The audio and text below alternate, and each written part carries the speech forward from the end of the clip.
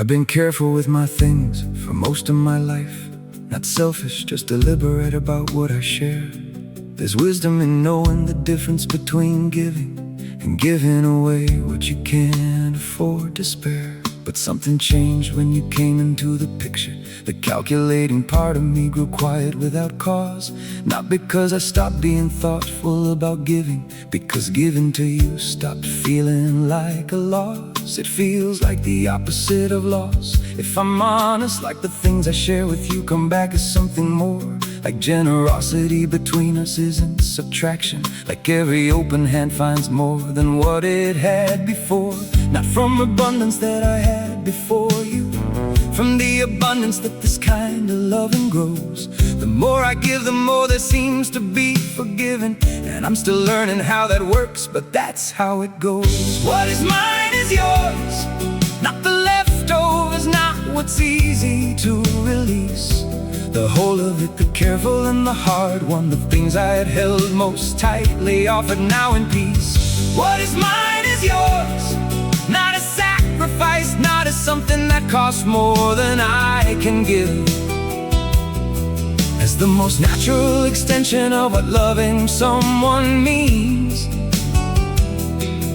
As the only way I wanna share this life we live. Not divided, not negotiated, just yours. As mine is yours, as everything between us flows both ways. I wanna share the practical, of course, the practical, the space, the time, the ordinary daily give and take. But more than that, I wanna share the harder things, the worry that I carry and the joy that keeps me awake. The dream I haven't said out loud to anyone, the fear that lives behind the confidence I show, the version of myself that only surfaces in safety, the one that needs a witness before it's willing to grow. Those are the things worth sharing, more than anything, not the possessions but the interior, the real. And those are what I'm offering alongside everything else, the whole unmeasured honest life, that's the deal. Not from abundance that I had before you, from the abundance that this kind of loving grows. The more I give, the more there seems to be forgiven. And I'm still learning how that works, but that's how it goes. What is mine is yours, not the leftovers, not what's easy to release. The whole of it, the careful and the hard won, the things I'd held most tightly offered now in peace. What is mine is yours, not a sacrifice, not as something that costs more than I can give. As the most natural extension of what loving someone means. As the only way I wanna share this life we live. Not divided, not negotiated, just yours. As mine is yours, as everything between us flows both ways. There's a version of this phrase that's just about the things, the furniture, the savings, the practical and owned. And I mean that too, I mean all of that. But what I really mean goes further, goes to bone. I mean the attention that I have to give each day, the patience, the presence, the willingness to stay. I mean the best hours, not the hours left at the end. The first and clearest part of me, not what remains. Because the things are easy, things are just things. What cost more, what means more is the giving of the self. And that's what's yours, the self, the whole undivided self. Not kept behind the glass on some high, careful shelf. What is mine is yours, not the leftovers, not what's easy to release. The whole of it, the careful and the hard won, the things I'd held most tightly offered now in peace. What is mine is yours, not a sacrifice, not as something that costs more than I can give. As the most natural extension of what loving someone means. share this life we live, not divided, not negotiated, just yours as mine is yours, as everything between us flows both ways.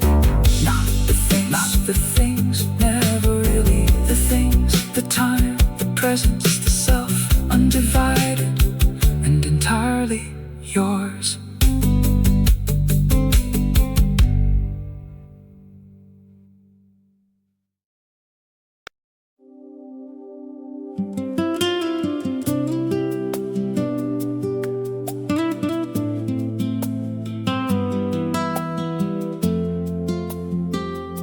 The table was nothing special, just a corner by the window, and the wine was something ordinary, nothing we had planned. But something about the evening had a quality of slowness, the kind that doesn't happen often, the kind you understand. You were talking about something I've since half forgotten, but I remember the way the light was moving in your glass, the way you held it without thinking, turning it in your fingers, the way some moments tell you they're the kind that's going to last. I wasn't looking for a perfect evening, just an evening, just the unremarkable proximity of you. Somewhere in the second glass something shifted, and the ordinary room became the best room I've been through.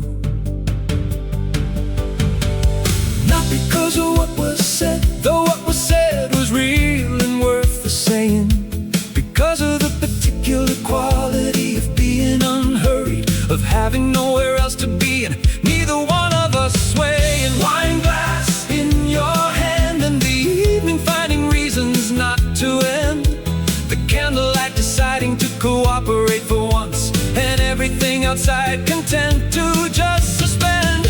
Wine glass, and you laugh at something small, and the table between us feeling like no distance at all. I've had better wine on other nights, I've never had a better night.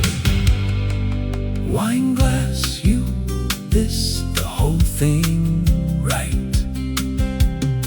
We stayed past the point where the restaurant was emptying, the staff polite about it, we pretending not to see. And something about being the last ones there was perfect, like the evening had been waiting to be just for you and me.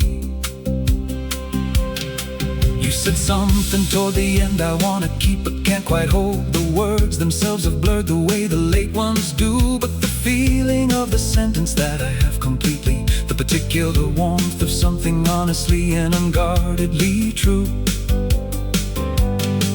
And then the street, the cold of it, the walking close, the way the night had something easy left to give. And I thought, this is the kind of evening I'll return to, this is the kind of evening that teaches you to live. Not because of what was said, though what was said was real and worth the saying, because of the particular quality of being unhurried, of having nowhere else to be, and neither one of us swaying. Wine glass in your hand, and the evening finding reasons not to end, the candlelight deciding to cooperate for once, and everything outside content to just suspend.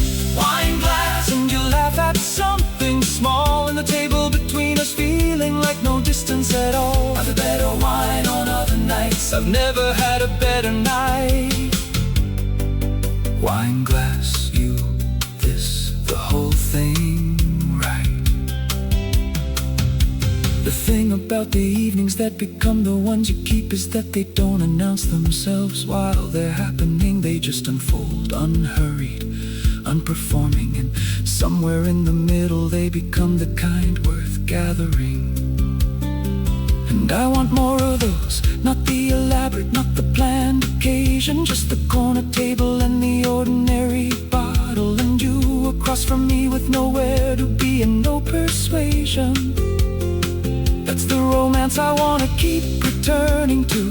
Not the grand gesture, but the long and easy evening. The wine glass almost empty, neither one of us suggesting leaving. And the night outside content to just keep being. Wine glass in your hand in the evening, finding reasons not to end. The candlelight deciding to cooperate for once, and everything outside content to just suspend. Wine glass, and you laugh at something small in the table between us, feeling like no distance at all. I've had better wine on other nights, I've never had a better night. Wine glass, you, this, the whole thing, right? Not the wine, never really the wine, just the excuse to sit across from you with nowhere else to be, and everything feeling exactly right.